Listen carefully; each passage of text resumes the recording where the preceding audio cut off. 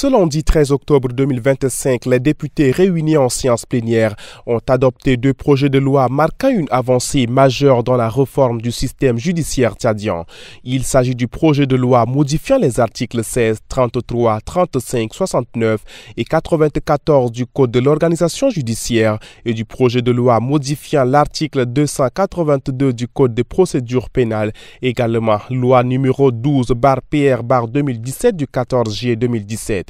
Présidé par Ali Kolotou Tchaimi, président de l'Assemblée nationale, la séance est tenue en présence de Dr Ramatou Mahamat Outouan, ministre secrétaire général du gouvernement, et de Youssouf Tom, ministre de la Justice, garde des Sceaux et des Droits humains, qui a défendu les deux textes. Le premier projet introduit plusieurs innovations majeures, notamment la création d'une chambre foncière dans les tribunaux de grande instance et dans les cours d'appel, la mise en place d'une chambre criminelle dans les cours d'appel et la possibilité de statuer à juge unique pour accélérer le traitement de certains dossiers civils, administratifs et pénaux.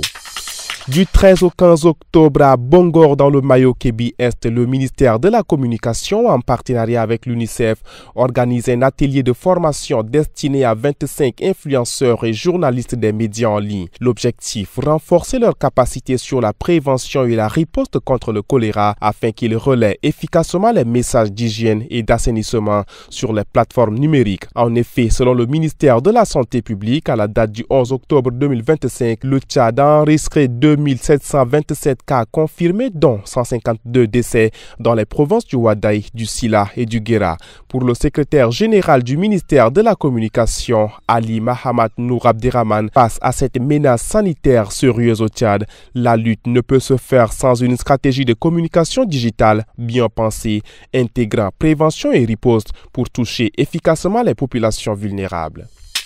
Les assemblées annuelles du FMI et de la Banque mondiale ont officiellement débuté ce lundi à Washington. En marge de l'ouverture, le ministre d'État, ministre des Finances, du Budget, de l'Économie, du Plan et de la Coopération internationale Tahir Hamid Ngiling, accompagné du ministre du Commerce et de l'Industrie Guy Bolofanga Mathieu et de la ministre déléguée Fatima Aram Assil, a rencontré Régis Sondé, administrateur du groupe Afrique 3 au sein du FMI. Les discussions ont porté sur le suivi du programme en cours et le soutien du FMI aux réformes économiques et financières engagées par le Tchad. Le ministre d'État a également présenté les avancées du plan national de développement Tchad Connexion 2030, tout en annonçant la table ronde de financement prévue les 10 et 11 novembre 2025 à Abu Dhabi.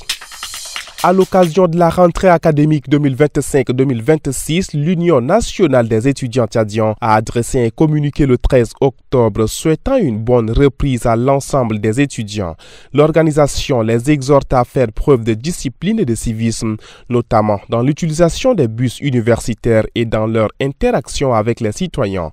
Toutefois, l'UNED met en garde le gouvernement et le CNU, exigeant la réouverture immédiate des restaurants universitaires et le déploiement effectif des bus sur tout le territoire avant le 18 octobre, faute de quoi elle menace de lancer une grève nationale. Le parti Les Transformateurs a annoncé ce lundi 13 octobre que les obsèques de l'artiste rappeur islameur Diasrabe Kimassoum Yilmian, alias Raïs Kim EDM, auront lieu le 18 octobre à N'Djamena. Porte-parole du parti, l'artiste s'est éteint le 7 octobre 2025 à la suite d'une courte maladie. L'annonce a été faite via la page Facebook officielle du parti.